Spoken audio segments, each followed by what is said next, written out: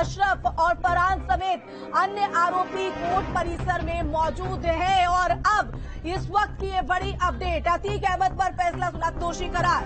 हमारे सहयोगी शुभम एक बार फिर से आपका रुख करना चाहेंगे। माफिया अतीक अहमद दोषी करार, सबसे पहला कोर्ट का ये बड़ा रुख। बिल्कुल आशिमा, न सिर्फ अतीक बल्कि अशरफ और जो सभी 10 आरोपी हैं वो दोषी करार दिए गए। और इस वक्त की बड़ी खबर आपको बता दें, अतीक का भाई अशरफ भी दोषी करार दिया गया है और जो 10 अन्य आरोपी हैं वो भी दोषी करार दिए गए हैं। दिनेश चंद्र शुक्ल जो कि जज हैं, उन्होंने यह फैसला सुनाया है। और अब देखने वाली बात होगी कि अग्रिम कार्रवाई क्या होगी। क्या पुलिस रिमांड भी मांगेगी, क्योंकि साबरमती जेल से बार बार अतीक को यहां पर लाना संभव नहीं है सुरक्षा की दृष्टि से भी। तो क्या पुलिस जो है वो रिमांड भी मांगेगी अतीक की, तो ये देखने वाली बात होगी। तो 10 अन्य आरोपी को भी दोषी करार दिया गया है। आशिमा बिल्कुल, तो बता दें कि अतीक अहमद पर फैसला सुनाते हुए दोषी करार और अन्य 10 आरोपी भी दोषी करार दिए गए हैं। अतीश जी भी हमारे साथ लगातार वरिष्ठ वकील बने हुए हैं। अतीश जी, कोर्ट के इस रुख को किस तरह से देख रहे हैं आप? अब आगे किस तरह से ये कार्रवाई बढ़ते हुए? देखिए, नॉर्मली तो अगर और किसी का मुकदमा होता तो आज कितनी साल की सजा करनी है वो आज नहीं होती, परंतु क्योंकि ये अतीक इनका मामला है जहां सिक्योरिटी का रिस्क है, पुलिस को जेल के इनको लाने ले जाने में बड़ा रिस्क रहता है, लैंड ऑर्डर की प्रॉब्लम होती है, इसलिए मेरा ये मानना है कि आज ही इनको कितने साल की सजा का ऑर्डर भी आज ही कर देंगे। नॉर्मली हालात में और कैसे होते तो उसमें आज नहीं करते। इसमें टाइम दिया जाता है, पुलिस को भी टाइम दिया जाता है, प्रोसिक्यूशन को, कि भाई वो अपने केस की तैयारी करें कि भाई कितना जो है पनिशमेंट दिया जाए, ताकि वो अपने सारा इनकी बैकग्राउंड को देखते हुए ये सारी चीज आर्गुमेंट। बिल्कुल अतीश जी, लौटेंगे आपके पास। हमारे साथ कोर्ट परिसर से लाइव जुड़े हुए मनविंद्र, उनका रुख कर लेते हैं। मनविंद्र, क्या सुगबुगाहट, अतीक समेत तमाम आरोपी दोषी करार?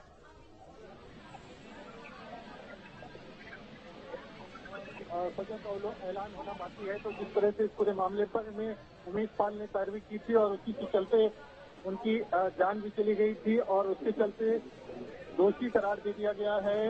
और हम कह सकते हैं कि अब इस पूरे मामले में सजा सभी आरोपियों को सजा का ऐलान होगा और थोड़ी देर में कोर्ट इस पर तय करेगी कि सजा का ऐलान कब होना है। सजा का ऐलान कब होना है तो देखना ही होगा कि इस पूरे मामले पर किस तरह से चीजें जो है वो निकल करके सामने आती हैं। और कह सकते हैं कि दोषी करार दे दिया गया है। सभी आरोपियों को सजा का ऐलान थोड़ी देर बाद हो सकता है, तो थोड़ी देर बाद सजा का ऐलान होगा।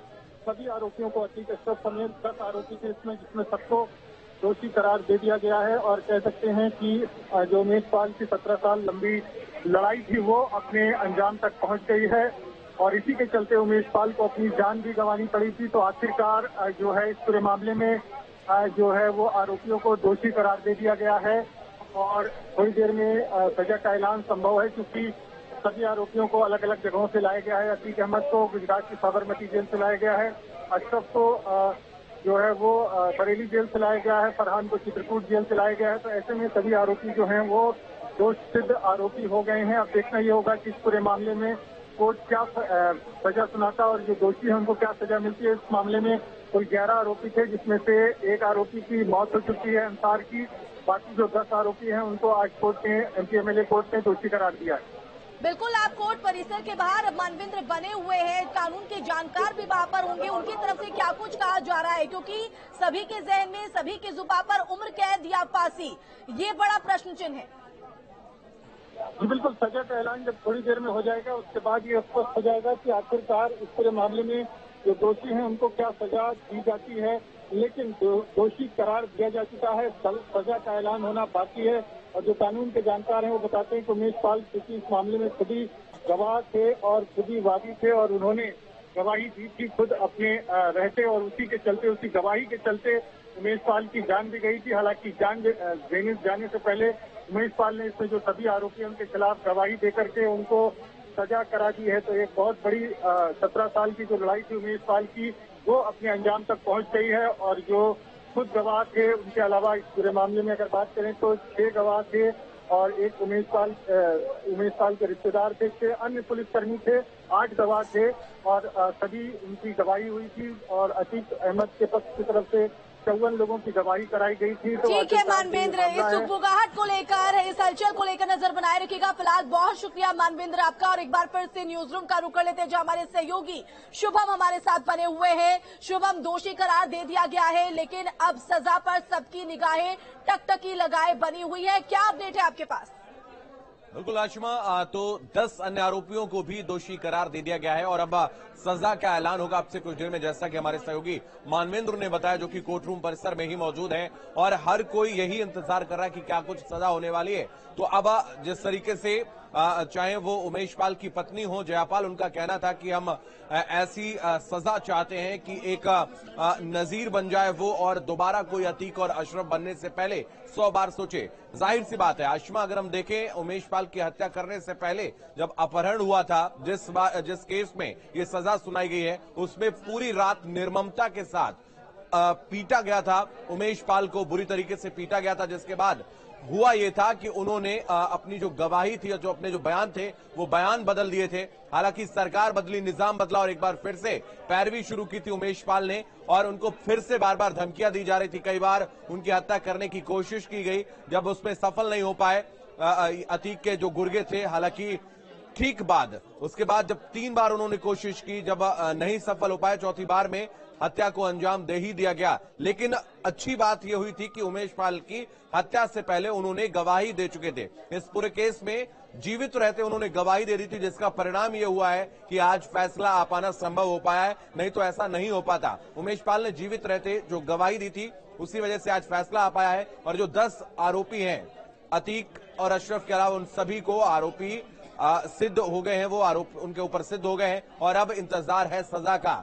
तो जिस तरीके से हम इस पूरे घटनाक्रम को देखें, जब अपहरण किया गया, अपहरण में बुरी तरीके से मारा गया और उसके बाद जो गवाह है उसकी हत्या भी कर दी गई, तो इसमें फांसी की सजा दी जा सकती है बिल्कुल इस आधार पर। लेकिन दी जाएगी या नहीं दी जाएगी, ये देखने वाली बात होगी। ये खुद न्यायाधीश के विवेक पर निर्भर करता है। आशिमा, बिल्कुल शुभम, तो सबकी निगाहें अब सजा के ऐलान पर है कि क्या सजा यहाँ पर सुनाई जाती है। तो अतीक जो है वो पहली बार दोषी करार दिया गया है, अतीक समेत 10 अन्य आरोपी भी दोषी करार है और किस तरह से हर एक हलचल वहां पर बनी हुई है, ये न्यूज स्टेट पर सबसे पहले हम आपको दिखा भी रहे हैं और बता भी रहे हैं। तो माफिया अतीक समेत 10 अन्य आरोपी दोषी करार दे दिए गए हैं। अब कोर्ट जो है वो सजा को लेकर अपना रुख जो है स्पष्ट करते हुए नजर आएगा। तो कोई भी किसी व्यक्ति का अपहरण करता है, अपहरण के बाद किसी भी व्यक्ति को हिरासत में रखता है और ऐसे व्यक्ति को मौत या चोट पहुंचाने की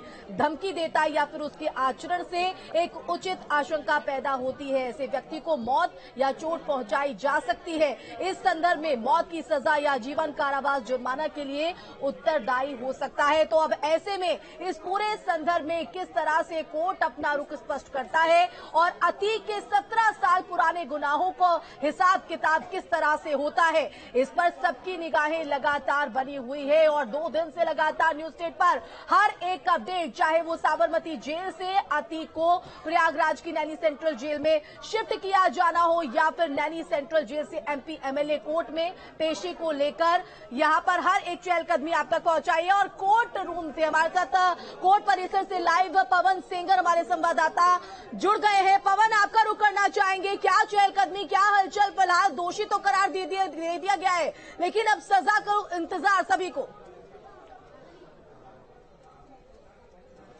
बिल्कुल आपने सही कहा, क्योंकि जो सभी आरोपी हैं उनको एक साथ पेश किया गया और उसके बाद जो जज हैं उन्होंने दोषी करार दे दिया है। यानी अपहरण मामले में ये सभी दोषी करार दे दिए गए हैं, चाहे वो अतीक अहमद हो, उसका भाई अशरफ हो या फरहान हो या अन्य आरोपी हो। लेकिन अब देखना है कि क्या इस पूरे मामले में सजा का जो ऐलान होता है वो कब होता है, क्योंकि जो वही प्रयागराज है जहां अतीक अहमद के खिलाफ कोई बोलने की हिम्मत नहीं जुटाता था, लेकिन आज प्रशासन ने उसका डर खत्म कर दिया कि जूते की माला लेके भी लोग आ रहे हैं। देखिए, समय है, जब किसी का समय होता है, किसी को जो है मंत्री मुख्यमंत्री का संरक्षण होता है, तो उसका खौफ जो है पूरे प्रदेश में होता है, जिले में होता है। आज ये प्रयागराज की जनता है, आज ये किसी से डरने वाली नहीं है। आज हमारा भाई राजू पाल गया, उमेश पाल गया, आज वरुण पाल बनाना चाह रहा है।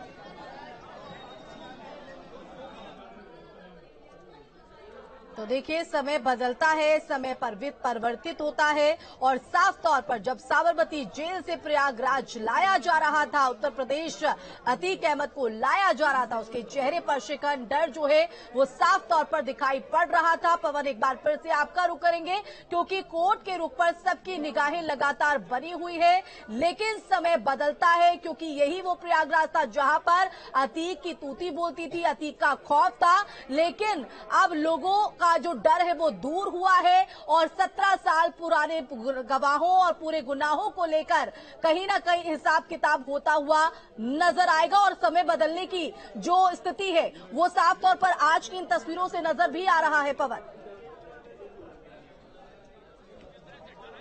बिल्कुल आपने सही कहा। और ये जो खबर अंदर से आ रही है कि जब अशरफ और अतीक एक साथ आए तो दोनों भाई गले मिले हैं। जो कोर्ट परिसर से खबर आ रही है उसके मुताबिक जो अशरफ है और उसका भाई अतीक अहमद दोनों आपस में गले मिले हैं। बहुत दिनों बाद एक तरीके से आमना सामना हुआ था कोर्ट रूम में, तो ये खबर आ रही है। उसके अलावा जो दोषी करार दिए गए हैं उसमें सजा का प्रावधान कब जज सुनाते हैं, कब सजा, ये देखने वाली बात होगी। आज क्या उस मामले में फिर से विचार किया जाता है या फिर जो है कल सुनवाई की जो बात आ रही है वो कल सुनवाई होगी। लेकिन जो बड़ी खबर यही है कि अशरफ और अतीक अंदर बहुत दिनों बाद मिले तो एक दूसरे से वो गले मिलने का काम किए हैं अंदर, और कोर्ट परिसर की ये खबर है अंदर की। तो ये खौफ था अतीक अहमद का बहुत समय से, जो पहली बार ऐसा होगा कि किसी मसले में उसमें आरोपी के तौर पे पेश किया गया, फाइनल वर्डिक्ट जज का आया, उसको दोषी करार दिया गया, सजा का ऐलान अब इसके बाद होना है। तो देखना है कि इसके आगे का प्रोसीजर क्या है। फिलहाल जो सभी दोषी हैं उनको दोष एक तरीके से सिद्ध है, उनको दोषी करार दिया गया है, लेकिन जो अलग अलग धाराएं हैं उसके बाद एक पेपर जो है वो सर्व किया जाता है उस पे सजा को लेकर के दोनों पक्ष को। तो अब देखना होगा कि इस पूरे मामले में, क्योंकि बार एसोसिएशन ने और तमाम सारे सेंसिटिव मसले को